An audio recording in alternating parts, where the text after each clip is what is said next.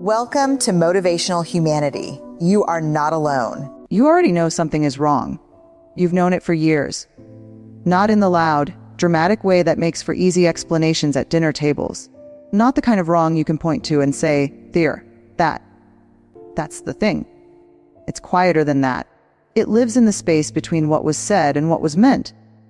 It lives in the way you learned to read a room before you even walked into it. The way you got so good at predicting someone else's moods that you forgot, somewhere along the way, that you were allowed to have your own. That's not a small thing. I need you to sit with that for a moment. You didn't lose yourself all at once. Nobody does. It happens in installments. A comment here that made you second guess how you looked. A conversation there where your feelings were turned around so fast, you ended up apologizing for having them in the first place.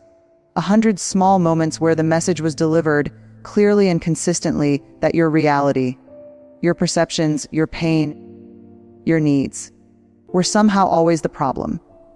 And because you are the kind of woman who loves deeply, who was raised to keep the peace, to be the strong one, to hold it all together, you adapted. You shrank. Not because you were weak, because you were trying to survive something that had no name. Here's what I want you to hear, and I want you to really let it land. There is a specific kind of exhaustion that comes from loving a narcissist. It doesn't feel like regular tiredness. It feels like you've been running a marathon inside a maze, and every time you thought you saw the exit, the walls moved. It feels like trying to fill a bucket that has no bottom. It feels like being the emotional custodian of someone who would never, not once, return the favor.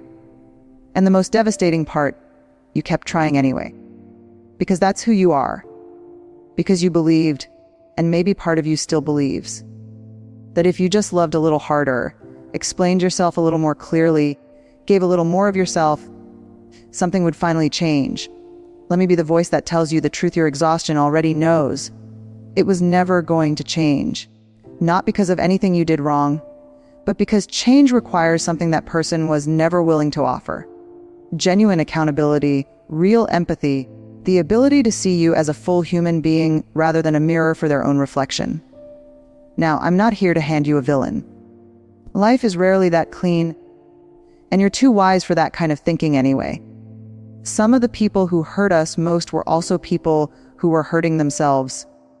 People who never learned how to love without controlling, who never felt safe enough to be vulnerable, who built their entire sense of self on shifting the weight of their own pain onto the people closest to them.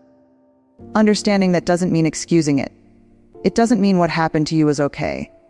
It simply means you're holding the full, complicated, human truth of the situation. And that is actually the beginning of something. That's the beginning of your way out. Because here's what nobody tells you about surviving a narcissistic relationship. Whether that's a marriage, a mother, a sibling, a friendship, even a decades-long dynamic that you can barely bring yourself to name. Nobody tells you that the real work isn't about them. It never was. The work is about excavating the version of yourself that learned to disappear. It's about finding her. The woman who had opinions she stopped voicing, desires she stopped naming, boundaries she stopped enforcing because enforcing them always cost too much. She didn't die. She went quiet. She's been waiting in the sanctuary of your deepest self, patient as anything, holding all the unspoken truths you were never allowed to speak out loud. This is about getting her back. Not the version of you that existed before the pain. You can't go back, and honestly, you wouldn't want to. You're going somewhere better than back. You're going toward a version of yourself that is wiser, more rooted, more real than you were before. Someone who has walked through the fire and comes out the other side not bitter, but free. That's what this is really about. And we're just getting started. There's a moment. Maybe you've already had it. Maybe it's happening right now in fragments, like light coming through a cracked door. It's the moment you stop asking, what's wrong with me? And start asking, wait, what was actually done to me? That shift, that quiet, seismic shift, is everything. Because here's what's so insidious about narcissistic abuse. It doesn't leave marks you can photograph. There's no visible wound to show anyone. What it leaves instead is a kind of internal architecture of self, doubt that was built for you, brick by brick, over months and years, until you couldn't tell the difference between their voice and your own. You started believing you were too sensitive, too needy, too much, or maybe not enough, never quite enough no matter how hard you tried.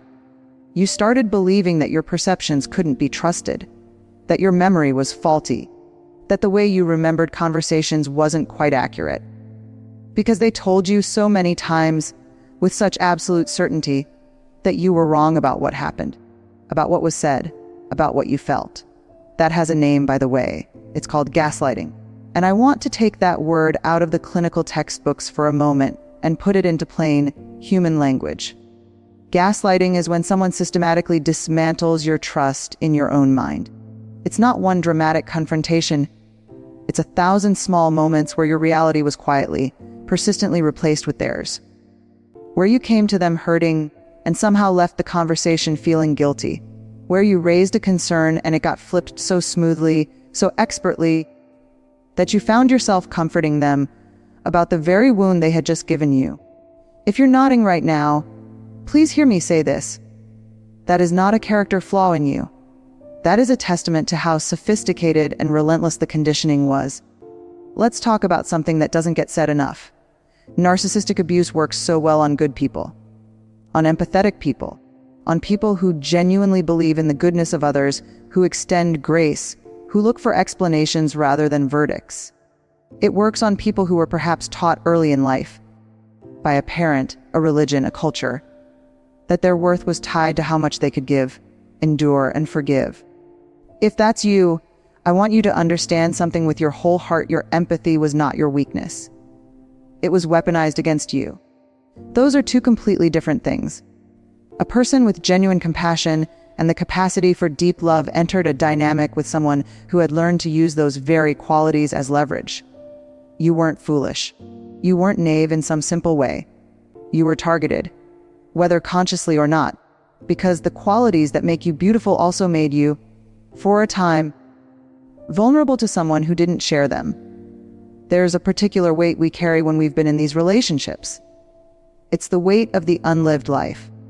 The decisions we didn't make because we were too busy managing someone else's emotions. The friendships that quietly withered because so much of our energy was consumed. The dreams that got smaller and smaller, not because we stopped wanting them, but because wanting things, having needs, having a self that extended beyond the relationship felt dangerous somehow. Do you remember when you stopped talking about certain things around them? When you learned, through trial and painful error, which topics were landmines? When you developed this almost unconscious habit of pre-editing yourself, of scanning your own words before you said them, asking, how will this land? Will this set them off? Is this safe? That internal surveillance system, you built it to survive. And it was smart. It was adaptive in the way that all survival mechanisms are. But here's the cost nobody warns you about, Tan. Once you've lived inside that level of self-monitoring long enough, it doesn't just turn off when the relationship ends. It follows you into new relationships, into quiet moments alone, into the way you hesitate before expressing an opinion, the way you brace yourself for a reaction that never comes, the way you're still sometimes waiting for the other shoe to drop. That's not weakness. That's your nervous system doing exactly what it was trained to do. And here, right here, is where I want to pause and say something that might feel uncomfortable at first. Healing from this isn't just about understanding them. It's about understanding you, the full picture, the unedited version. Because most of us, if we're honest, and I think you're someone who values honesty above almost everything, didn't wander into these dynamics randomly. Something in our history, something in the story we were handed before we even had the language to question it, made certain kinds of love feel familiar, made chaos feel like passion, made emotional withholding feel like something to earn your way out of, made someone who needed constant saving feel like purpose. This isn't blame. Please don't hear this as blame. This is the most compassionate thing I know how to say. You deserve to understand your own story well enough to write a different ending. The patterns that brought you here, the deep loyalty, the tolerance for inconsistency, the tendency to prioritize someone else's inner world over your own. Those patterns have roots, old roots, probably. And when you're ready, when the time is right for you, Gently following those roots back to where they began is one of the most profound acts of self-reclamation a woman can undertake. Not to assign blame to your past, but to finally, set down the weight of a story that was never entirely yours to carry. You are not the sum of what was done to you. You are not the reflection someone else tried to reduce you to. You are not too much or too little or broken or beyond repair. You are a woman in the middle of waking up, and the waking, even when it aches, even when it asks hard questions you're not sure you're ready to answer. The waking is the most important thing that's ever happened to you. So here we are. You understand what happened. You've named it, at least in the quiet privacy of your own heart. Maybe you haven't said it out loud to anyone yet. Maybe the words still feel too large, too consequential, too final to speak into the open air. That's okay. Understanding doesn't require an audience. Truth doesn't need a witness to be true. But something has shifted in you. I can feel it, even through these words. There's a part of you that is done. Not dramatically done. Not the kind of done that makes noise and demands attention. The quiet kind of done. The kind that settles into your bones like a decision that's already been made, even before your mind fully catches up. That quiet doneness, that is the most powerful thing you own right now. Let's talk about what reclaiming yourself actually looks like, because I think we've been sold a version of healing that is too loud, too linear, too Pinterest-friendly. We're told it looks like a dramatic awakening, a bold confrontation, a triumphant moment where you finally say everything you always wanted to say and walk away in slow motion while something cinematic plays in the background. Real healing is almost never that. Real healing looks like making your morning coffee and noticing, for the first time in years, that the silence feels peaceful instead of threatening. It looks like someone asking your opinion and you giving it without immediately apologizing for having one. It looks like a boundary, small, quiet, almost unremarkable, that you hold, not because you rehearsed it, but because something deep inside you finally believed you were allowed. It looks like a Tuesday afternoon where nothing extraordinary happens and you realize you're not anxious. You're just okay. And okay, after everything you've been through, is extraordinary. Now I want to talk about something that lives right at the center of reclaiming your power. And it's something that makes a lot of women uncomfortable at first. Anger. Not the destructive kind. Not the kind that burns everything down and leaves you hollow. I mean the clean, clarifying, righteous anger that comes when you finally stop explaining away what was done to you and simply let yourself feel the truth of it. For women of our generation especially, women who were raised to be agreeable, to be gracious, to be the emotional thermostat of every room they entered, anger was never really permitted. It was labeled ugly, unfeminine, ungrateful. Too much, so we converted it. We turned our anger into sadness because sadness was more acceptable. We turned it into self-blame because blaming ourselves felt safer than confronting the people who actually warranted confrontation. We turned it into endless patience and relentless forgiveness because that's what good women did. That's what strong women did. But here's what that cost us. Our anger was information. It was the part of us that always knew. The part that recognized, long before our conscious minds were willing to accept it, that something was deeply, fundamentally wrong. And every time we silenced it, every time we converted it into something more palatable, we sent ourselves the same message the narcissist was sending us. Your perceptions aren't valid. Your feelings are too much. Make yourself smaller. So if you feel anger right now, toward them, toward the situation, toward yourself for staying as long as you did, I want you to let it be there. Don't perform it, don't weaponize it, but don't exile it either. Sit with it. Honor it. Let it tell you what it knows.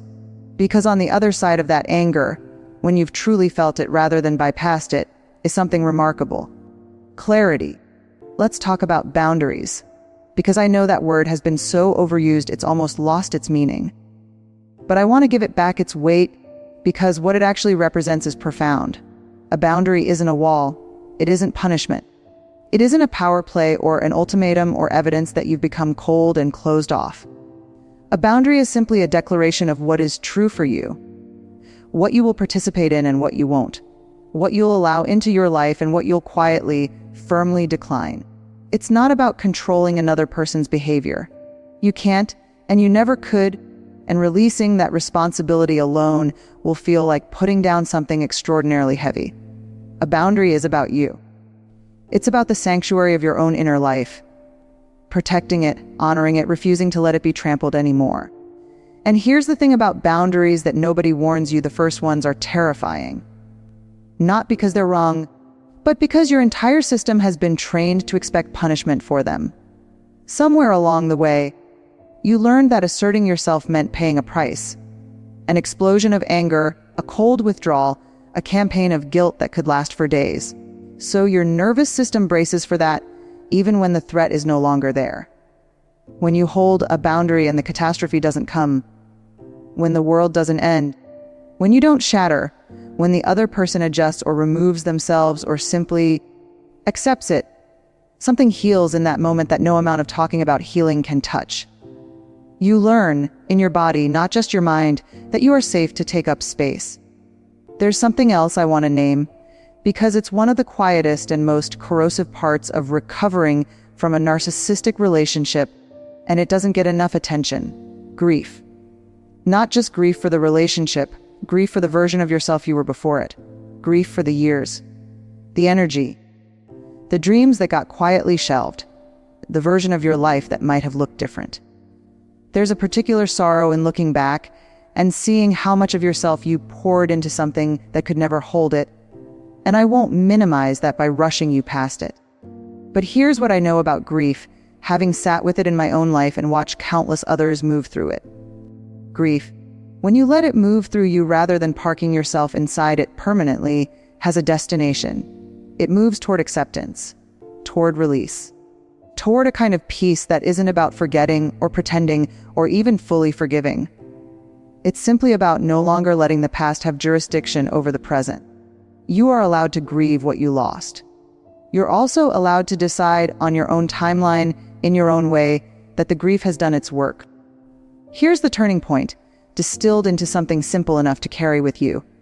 The narcissist's greatest power over you was never their anger, their manipulation, or even their cruelty. Their greatest power was the story they convinced you to tell about yourself. The story that said you were too much or not enough. The story that said you needed to earn love. The story that said your worth was conditional, negotiable, always somehow in question. The reclamation of your power begins not with confronting them, not with getting an apology you'll likely never receive, but with authoring a different story. One where you are the main character, not the supporting role in someone else's drama, not the caretaker, the fixer, the emotional shock absorber. The main character. Finally, that is not arrogance. That is not selfishness. That is the most basic, fundamental, long overdue act of self-respect a human being can perform. And you are ready for it. More ready than you know. I want to start this final part with something that might surprise you. You made it. Not in the future tense, not you will make it as some distant, conditional promise dangling out ahead of you. Right now, in this moment, the fact that you are here, still curious, still willing to look honestly at your own life, still reaching towards something better, that is making it. That is what survival looks like before it becomes triumph. Don't rush past that. Let it mean something. There's a particular kind of woman who comes out the other side of narcissistic abuse. I've seen her. Maybe you've glimpsed her in yourself on the good days, the days when the fog lifts and something clear and strong moves through you like a current. She is not hardened. That's the first thing you notice. You might expect someone who has been through what she's been through to have built walls so thick nothing could get in or out. But that's not what happens when healing is real. What happens instead is something more like selective permeability. She has learned what to let in and what to turn away. She has developed a kind of inner wisdom that only comes from having trusted the wrong things and survived it. She is quieter about her strength than she used to be. She doesn't need to perform resilience anymore. She simply has it. The way you have good bones, the way you have a voice that is distinctly your own. It's not something she has to maintain or prove. It's something she's become. That woman is not some idealized stranger. She is the truest version of you, finishing the long walk home to herself. Let's talk about what this new life actually gets to look like. Because I think sometimes we're so focused on escaping the pain that we forget to imagine the destination. And imagining it, giving yourself permission to picture a life that is genuinely, sustainably yours, is not wishful thinking. It's a revolutionary act. What does a morning look like when it belongs entirely to you? When you wake up and the first emotion isn't vigilance, isn't that automatic scanning of the emotional atmosphere to figure out what kind of day it's going to be based on someone else's mood? What does it feel like to make a decision? Where to go, what to eat, what to spend your energy on, without first running it through the filter of how it will be received? What does it feel like to have a feeling and just have it, without it being analyzed, dismissed, weaponized, or turned back on you?